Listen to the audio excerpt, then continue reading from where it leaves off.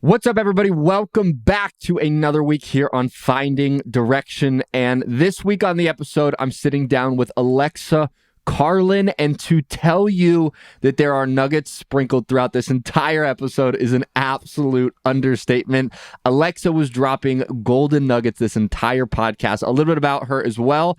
She is the founder of Women Empower X, which is a community of women entrepreneurs. She's a speaker. She's an author of the book Adaptable. And as you will hear throughout the episode, she is just a passionate human about life and about living life on purpose. On this week's episode, we talk about things as far as how there's one word that if you shift this word in your life, it can begin to change your entire life. It can begin to take you on a new journey that is the journey that you are meant to go on. All right. We also talk about how do you have a flexible plan in life? How can you have a flexible plan? And also the importance of having a flexible plan. We go more into depth in that. We also talk about how can you become more confident in yourself? Alexa talks about this. We talk about it on the episode, is that confidence has a direct correlation to the amount of success you have in every area of your life. So we're going to teach you in this episode, well, how do you get some more of that? Whether you're not confident, whether you're confident, you can always be a little bit more confident. So we're going to teach you how you do that on this episode. A lot of other, again, incredible nuggets, wisdom, knowledge, so many gold nuggets throughout this episode. If you have not yet, before we dive in here, please make sure you go leave us a review on the store. Go subscribe so that we can come and bring you content every single week, 2 times a week, helping you get clearer on your purpose in this world. All right, so we are going to dive right into this episode with Alexa, and here we go.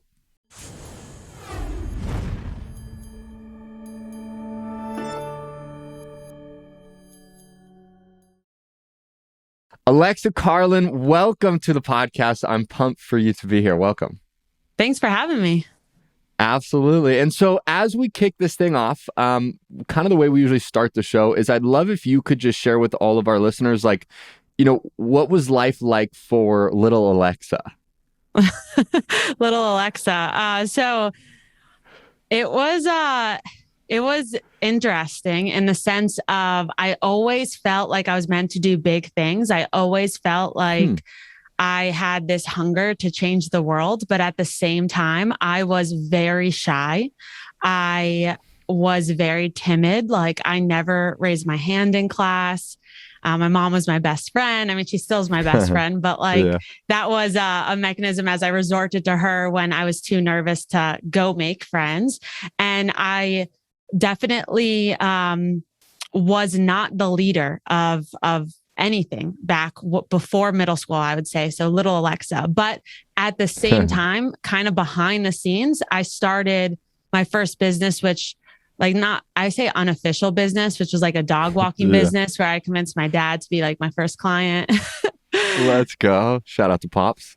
Yeah. And then my first official business when I was 17 years old, but that kind of got into high school. So I don't know if you consider that little anymore. Right. Little older Alexa, right? Yeah. Not kind of middle Alexa. So I'm curious for you, like, do you have any idea as you look back on your life, like where did this seed get planted of like, I'm going to do something big with my life? Like, do your parents always say like, hey, you're going to do big things, or were your parents doing big things?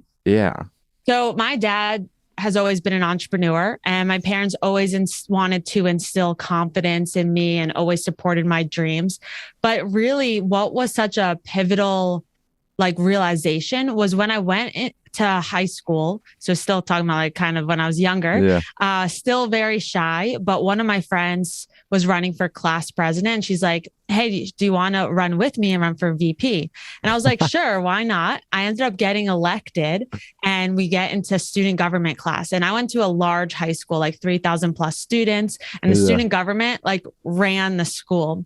And that was my first dive into leadership. And I remember going to this conference and seeing a motivational speaker, and it just amazed me so much. And I always said, I wish I could do that. I wish I could inspire people like that.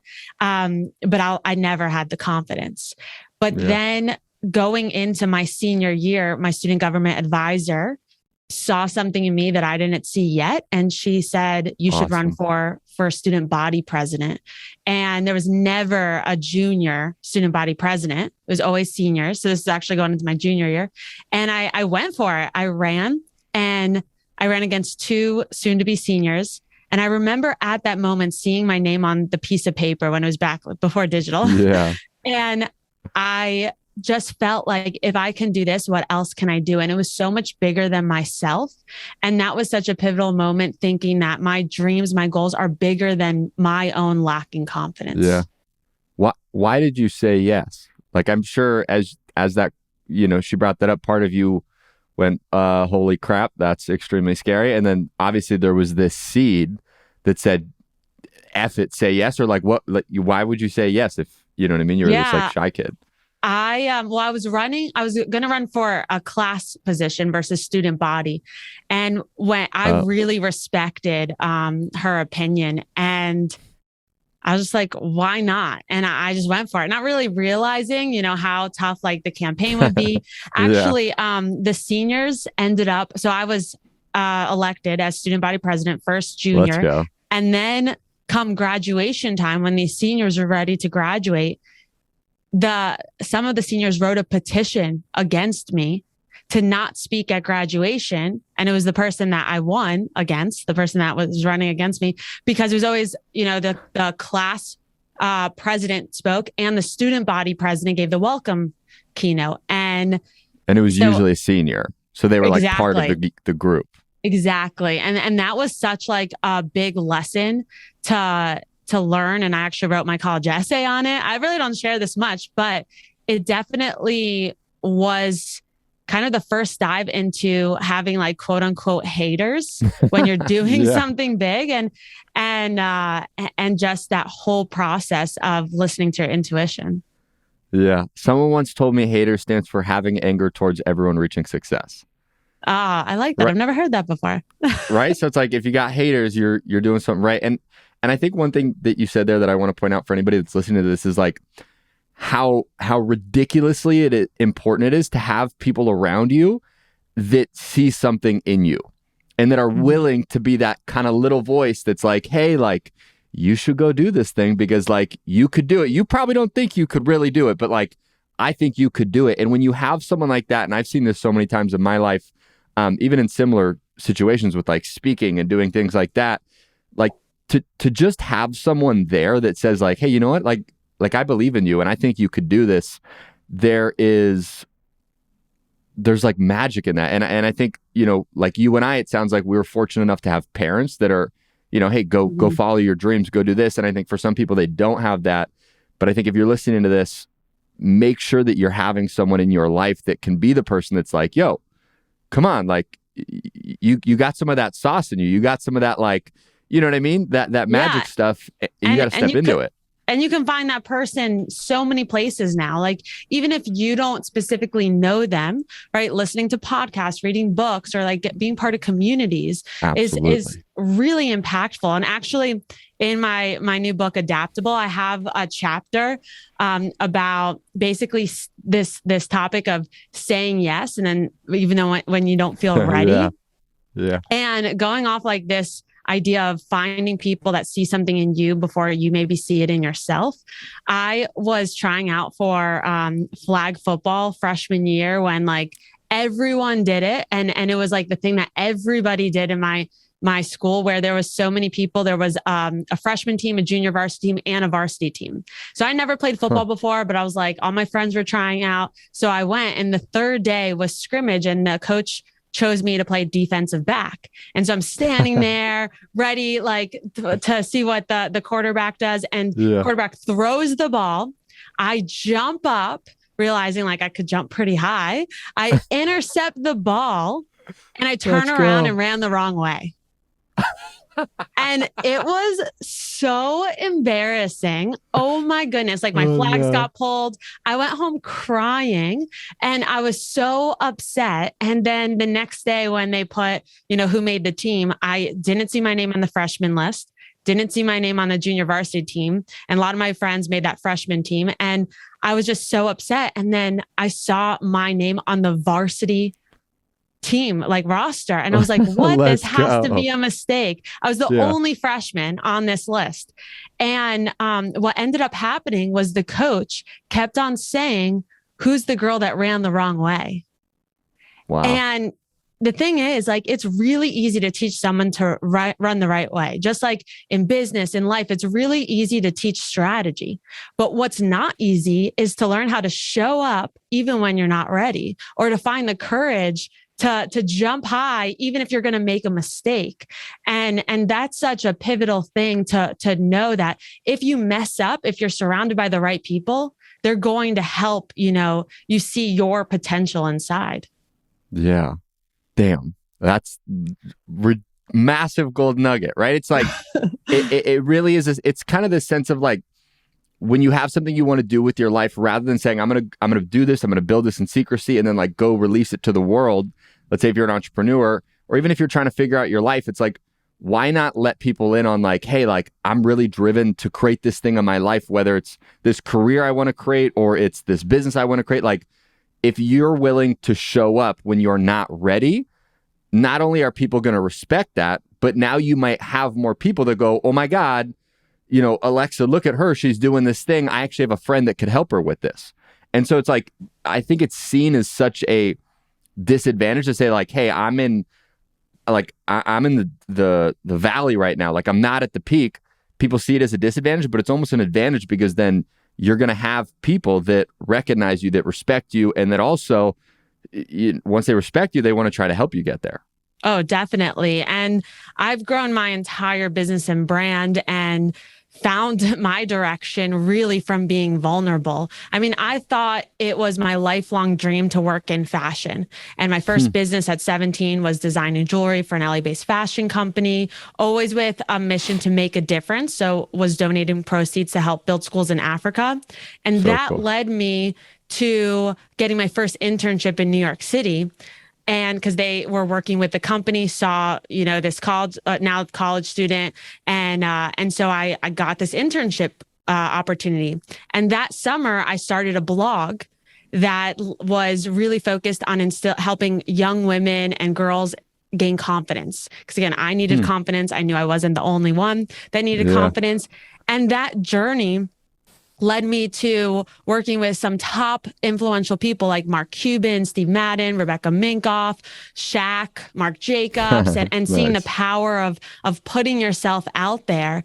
But while I was growing this blog, it had a few different focuses. First, it was very fashion driven. Then it was more mission driven on community and had different writers. But I still always thought that fashion was my end goal and doing something in that industry. But when I was 21, a few months away from graduating college, I had this crazy near-death experience, and that changed my entire life. And that really showed me like the power of being vulnerable. And while I was going on this one path that I thought was the direction, like the universe, I just kept on like throwing obstacles after obstacles. And because I shared vulnerably, because I allowed myself to surrender to the journey, it pivoted me towards the path I'm on today, which is way more aligned with my purpose. Yeah. I can relate to you in such a big sense because like just for you that you were like, I knew I was supposed to do fashion. Like that was my thing. For me, that was action sports. Like I grew up and I was like, I'm going to own a action sports company. It's going to be, like skating, snowboarding, doing all sort of those things. And it was so, it was such a vision of mine. And I think one thing that I see in both of our stories is it's like your life can change so much in 5 years that I'm a big believer in like setting goals. But at the same time, in 5 years, you really have no idea what might come into your life. But it's in the moment when you have an idea of like, what is that thing that you know in your heart? You're like, that's the thing I'm supposed to be doing. Pursue that with your fullest intent. Like go fully into it. And it's so weird. And I see this in your story too. Yours was kind of different than mine. But when you pursue that, all of a sudden, it can change from, I know this is what I'm supposed to do, to sometimes it's for me, it was in literally 5 minutes. For you, it sounded like it was maybe a little bit more of a long process, but it's like life can guide you in this beautiful sense if you allow yourself to listen to life. Where for you is in a few months later, you were like empowering women, helping people with this area of their life. Like, this is what I'm supposed to be doing on this world. And I think it's just so beautiful to see that you can be so certain you want one thing and then allow yourself, because life guides you in a few weeks, minutes, days, months, to be so certain that it's something else. Like for me, as an example, I thought I wanted to work in action sports. So I went and worked for a company, and literally in a matter of one question I asked myself basically was, I was working for this company, it was Vans, like the largest action sports company in the world. And I asked myself, if I woke up in 5 years and owned this company, would I be so excited, so ecstatic, so like, oh my God, my life is complete? And the answer I instantly got, and I'm such a believer in like your questions have massive power in your life. The answer I got is, no, you would not. You want to help people. And I asked a similar question because I was working at Really? InStyle magazine, which is one of the biggest fashion magazines. And I said, do I want to be in that position of, where I saw all the executives? Do I want that job? And right away, the answer was no. Huh. So interesting. So what was it? Was it like a no or was it just like a no? It was just like a no. And what's the next step? It wasn't. So a lot of my journey, I was in the mindset of a victim, in the sense of a victim to circumstance, because of, and just kind of side note, one of the chapters in Adaptable is called the flexible plan, because exactly what you said, right? You need a plan, but it needs to be flexible. Totally. After 6 months after my near-death experience, I was living in New York City now, working at InStyle magazine, and I was getting sick again, but what I didn't know, it was the onset of an autoimmune disease. And that has been the hardest, most challenging thing I've ever had to deal with, because it's ongoing, it's chronic, it's never ending. Like, there's no cure for it. And so for a long period of my 20s, it was just like this autoimmune disease stole my dreams. But the thing about it is that, just like this pandemic, a lot of students, saw their dreams and their life kind of taken from them. And it's so easy to be victimized by circumstance. But while there's so much that we cannot control, I mean, there's a lot that we can't control. And when we focus on it, then we deplete our confidence, we deplete our energy, and we take away from the energy we can put towards things we can control. And so what I realize is, like, this autoimmune disease is, yes, it's part of me, and I have to accept it. That's not giving up or giving in, but it's acceptance of something I can't control, and saying it's part of me, but it will not define what I can or cannot do. And I had to find a different way. Like, I really had no choice but to make a job, a career work for me as my own boss, because I have to do a lot of things around my health. I couldn't go into an office because there's days I don't feel well. And so it's interesting how a lot of different circumstances come your way in a way that can change everything. And you feel like it's just this big block. It's this big, hump that you can't get over. But I always say, be committed to your purpose and less on the path. And if you're committed to your purpose, you can find a different path to get there. Love that. And I think, so powerful for anybody listening to this. Like, ask yourself, is there anything in your life that you're focusing on that you can't control?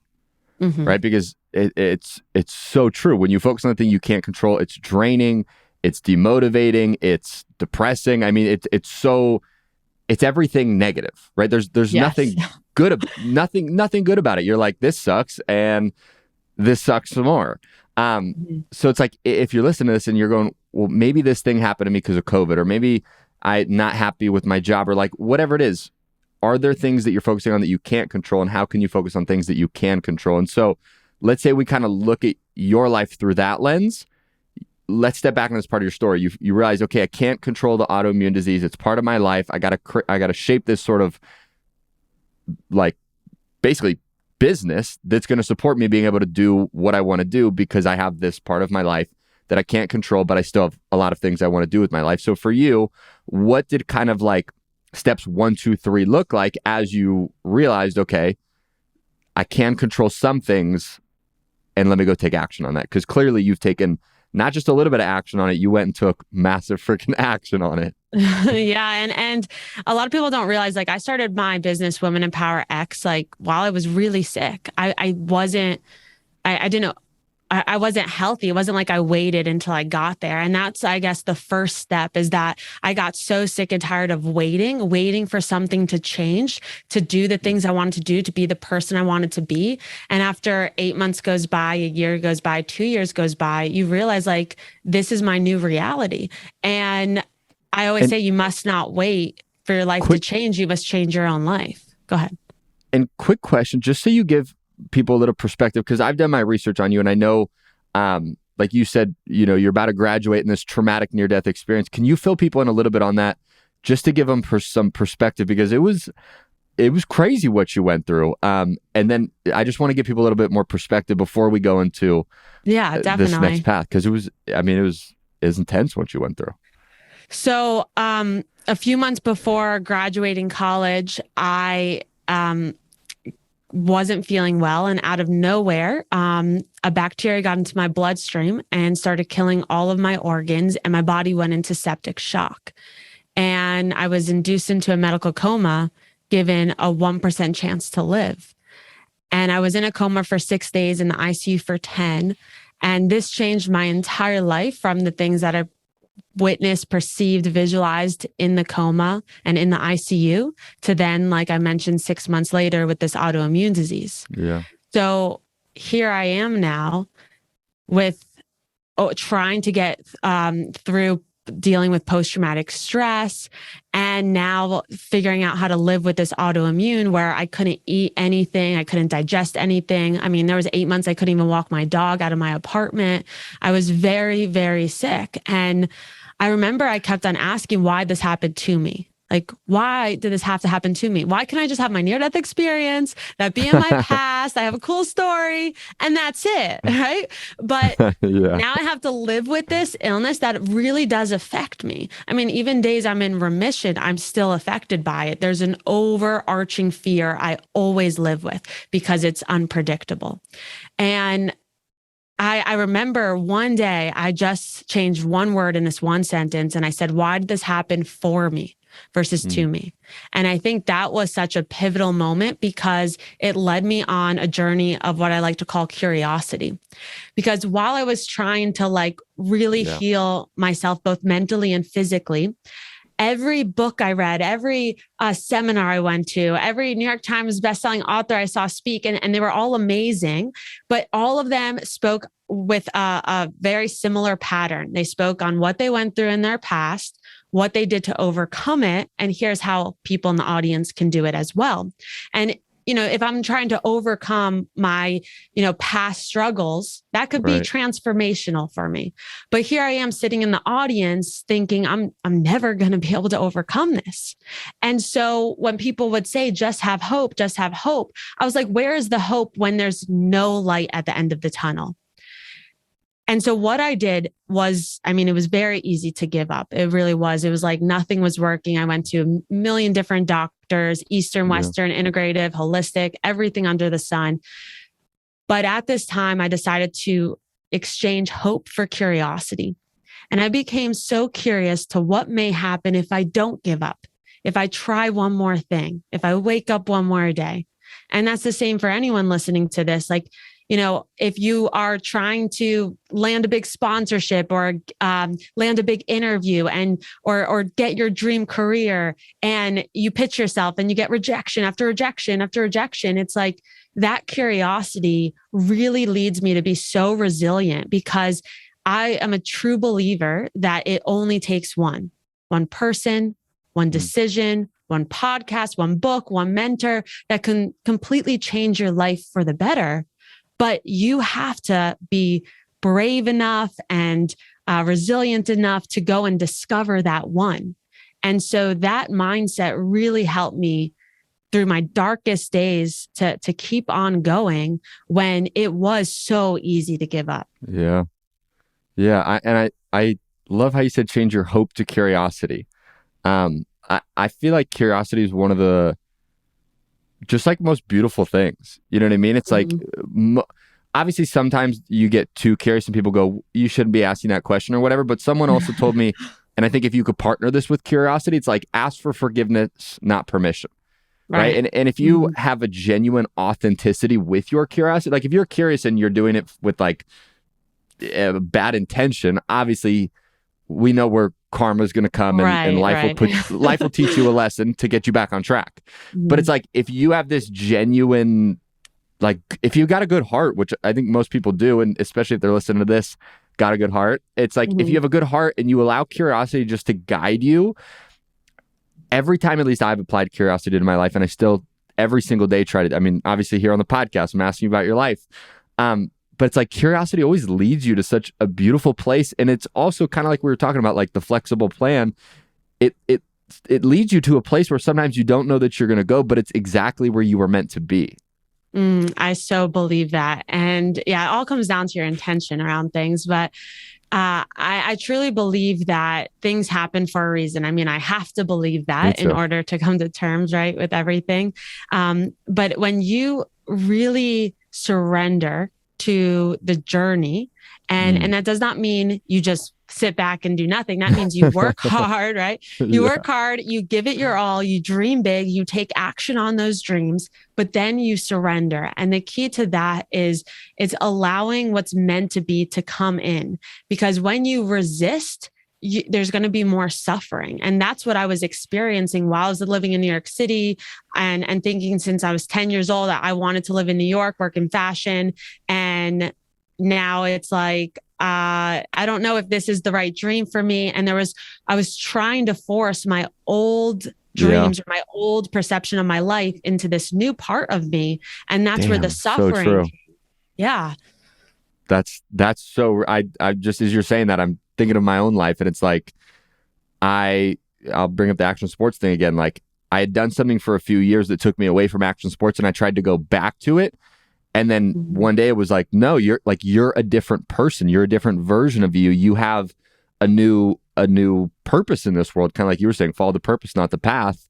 So it really is interesting. And so one thing I want to ask you about, and I know you said when you started blogging to people, and it was about like helping people get more confidence and things like that. And something I've heard you say as well, and I think it's so true, is like the amount of confidence you have really does have a direct correlation to the amount of success that you'll have, whether it's in business, whether it's in your career, whether it's in your professional life, your relationship, your health. Like confidence flows into every area of your life, and the more of it you can have, and confidence, not like egotistical, like I'm the best, I'm the SHIT, very different. So like, how does, like, let's say someone's listening to this and they're like, yeah, like I would love to be like super confident and all that. Like, I'm curious, what are your thoughts on how people can start to build some more of that confidence so they can have more success in their life?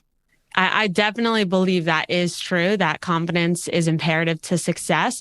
And two simple ways that get overlooked a lot on how to build confidence. And the first thing to know is that confidence is a skill. And just like any skill, it can be learned. You don't have to like think, oh, I'm not a confident person. No, you just may not be confident in that situation. So one, understand that confidence is a skill and it's situational, right?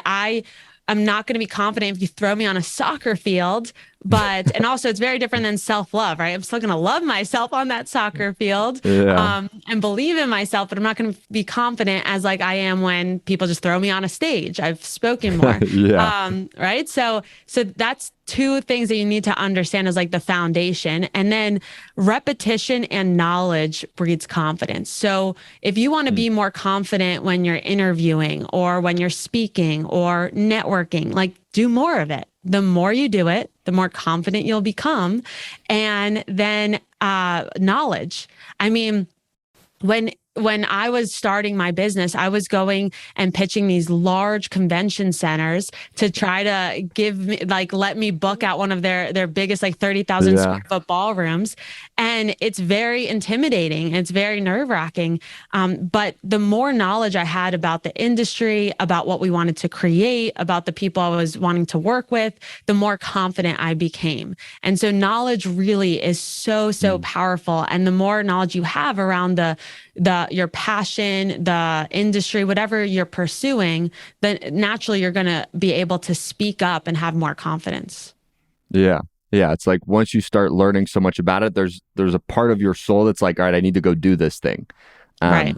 And take the action. And I think there's a big part of the confidence, building confidence too, where it's like understanding that the first time you do it, one, you're probably going to be scared. You're going to be a little nervous. Like you may not feel ready, but it's the people that feel all of those things and say, you know what, I'm still going to take this action. And like it may not work out super well the first time, but like you said, repetition, you do it over and over and over, and it's allowing yourself to have repetition, continue to learn with your curiosity, gain knowledge, and then continue to just take the actions, even when you don't feel like you're ready. Because as you continuously take those actions that you're not ready for, one day you wake up and you go, wow, I'm like, I am confident that I'm going to go on this stage today, or I am confident that I'm going to go to this other thing and do this other thing in my life. But there's, I think, absolutely part of it that it's like when you start, you may not be as confident. You know what I mean? It sounds simple, but I think it's more complex when you're actually doing it. It's like, well, yeah, if I made a pie, the first time I make the pie, it's probably not going to be as good. I'm not going to be as confident making this pie than the 100th time I made the pie. Right. But it's like in life, we just look at it so different sometimes. And confidence, like building that skill, is a lifelong journey. And so yeah, it's always going to be something that you have to work through and work on. And the thing about, I think the main factor that affects people is fear, right? Fear of showing up, fear of being vulnerable, fear of messing up, of not doing it right, fear of failure, whatever it may be. But the thing about it is that fear is inevitable, but listening to that fear is a choice, and it's your choice.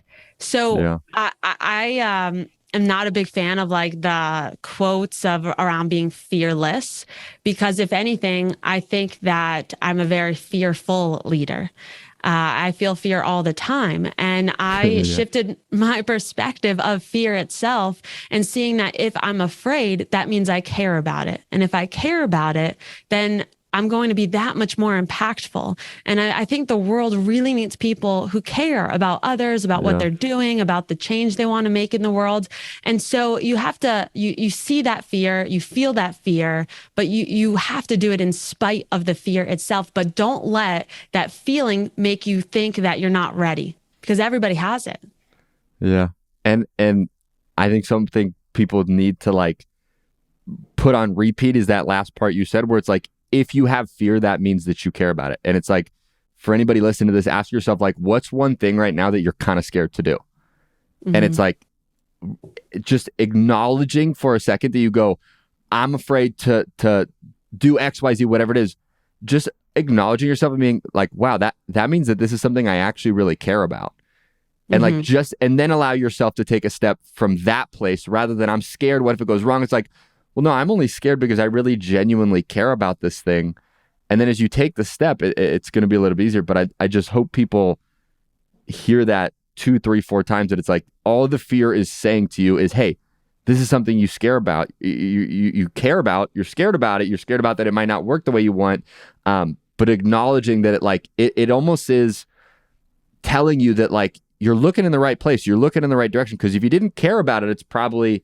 If you weren't afraid of it, it probably wasn't that important to you. So right, exactly. And anything that's important to you is worth trying and going after. And when people, like, if someone's listening to this and you're not sure what direction to go towards, and I know a lot of people always ask me, like, how do I even find my passion? Because not everyone just has passion. I've seen that with my mom, my fiance. Like, there's certain people that they want to find what they're passionate about, but it doesn't come as easy. And that's one thing I find a lot of gratitude towards. Like, I do not take it for granted at all. But one piece of advice I always give to people that question that is that just follow your excitement. Whatever excites you, Yeah. follow it, because that's going to really lead you down to finding what lights you up. And essentially that becomes what you are passionate about. Yeah. True that. So before I get to our last two questions that I really have for you, I'd love for you to just share a little bit more about, obviously Women Empowerment X and everything you're doing there. And we didn't touch a ton on how you kind of went through that journey. But if you could share with us a little bit, like, how did Women Empowerment X come about? And then also just a little bit more about it, because I think it's such a cool journey to see how you went from kind of like you were saying when you were younger, this shy, quiet person to, the impact you're making with Women Empower X. Yeah. So I started speaking a lot when I was healthy enough to speak publicly. Yeah. I would start speaking. And in the beginning of finding this passion for sharing my story, I was pitching myself to 60 different organizations, locally, small events. I was like, I'll speak for free.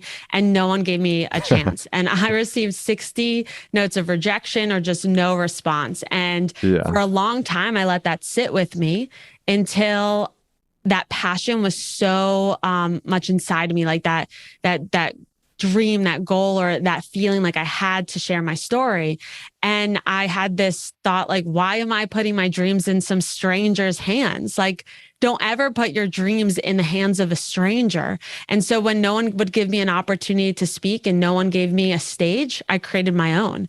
And at the time, it was under my blog, Hello Perfect. 5 people showed up at my first event, and I was like, yes, I get to inspire Let's 5 people today. And next event had 15 and then 30. And soon enough, people in my audience started to see me speak, invited me on their stage. And I grew through speaking until I got my first paid gig about a year later. And through that process, the more and more I spoke to specifically women's groups, I saw such a big disconnect. And it was like every group was very segmented off by industry, age, or even ethnicity. And while all of those communities are very important, I also thought, what else can happen and what change can we create when we just connect and collaborate with diverse people of different ages, different backgrounds, different industries? And so that led me to starting Women Empower X, as well as really having a hunger to build a community of people, of women that really not just share what they do, but who they are. Break down the walls, get vulnerable, get real, support one another, right? Collaboration over competition. And so Women Empower X started as an event company. And of course, over the pandemic, we had to pivot. Because we were hosting events around the country, 2,000 to 3,000 women per event. We've impacted over 20,000 people at our in-person events since 2016. And now today, we still have the same mission. Kind of goes back to the be committed to your purpose, not the path. Events were the path. We've shifted that a little bit, but now we're really focused on educating our audience to grow their dreams by using their voice. So speaking on all different platforms, because I grew my entire business through speaking on podcasts, live streaming, stages, virtual, in person, because I believe that speaking is the best marketing vehicle to grow, because it is so authentic and it helps you create that impact and income, helps you rise above the noise, because no one is you, and that is your power. And so today, Women Empower X is a leading speaker training company for women who are looking to grow their dreams. Let's go. That's so freaking cool. That I love just hearing you speak about it. And it's like, there's something so cool when someone's like living in their purpose, like living and doing work that lights their soul on fire. And it's like, I just love your energy, your like, you could just, I think I speak for everybody listening to this, can feel that, like, holy crap, Alexa's in her freaking lane. She's doing the thing that her soul's meant to do. And I think you've given so many incredible nuggets throughout this episode that people can, pick up and use to get to that same place where you're at, where, it's like maybe in a month, in a week, and, however long you, again, repetition, you continue to apply the principles from today, you may come back to this same episode for anyone listening in a year and go, man, like I got that. I found that thing that Alexa has. And I think it's, again, talking about inspiration, it's such an inspiration, I think, for people to listen and see that and go, okay, if Alexa had this near-death experience, autoimmune disease that every day affects your life, like you're still living in your purpose, and you're not just saying it, you're feeling it. Like, and one last thing I'll point out that before we get in the last two questions, is it's like sometimes people, and I was taught this from a speaking coach once, he's like, sometimes people go on stage or wherever they're speaking and they go, oh, I'm so excited to be here. And it's like, well, you should probably tell your face that. You know what I mean? And it's like the way yeah. someone's in their lane doing their things, it's like, it's not just them saying the words like, I'm really happy. It's like, you're like, holy shit, this person is happy. They're, you know what I mean? And you just got that. And I love it. Thank you so much. Absolutely. And so I'm curious, if people want to get more information on you, everything you're up to, your book, like I know you got a lot of things that you're doing. Where's the best place for people to get more information on you? Definitely. You could learn more at alexacarlin.com or connect with me on social media at Alexa Rose Carlin. Boom. Okay, cool. And we'll put all that in the show notes too. So nice, easy access. And the last question I have for you, because we're all about helping people find direction here, but we believe in doing it through action. And so I'm curious for you, like, what would you say is one thing someone listening to this can do in the next 24 to 48 hours to start finding direction in their life? There's so many good things to answer. And in my book, Adaptable, each chapter has an action step because I'm all about taking action also. But I'll share something more strategic that someone can literally do right after listening to this.